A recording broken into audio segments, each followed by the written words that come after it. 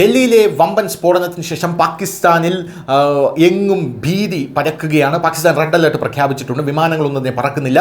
ബംഗ്ലാദേശിൽ ഒരു സ്ഫോടന പരമ്പര തന്നെ നടന്നിരിക്കുന്ന റിപ്പോർട്ടുകൾ പുറത്തു വന്നു. ഇപ്പോൾ വരുന്ന ലേറ്റസ്റ്റ് വിവരമനുസരിച്ച് പാകിസ്ഥാൻ പേസർ നസീം ഷായുടെ വീടിന് നേരെ അജ്ഞാതർ ആക്രമണം നടത്തിയിരിക്കുന്നു എന്ന റിപ്പോർട്ടുകൾ ഇപ്പോൾ പുറത്തു വരികയാണ്.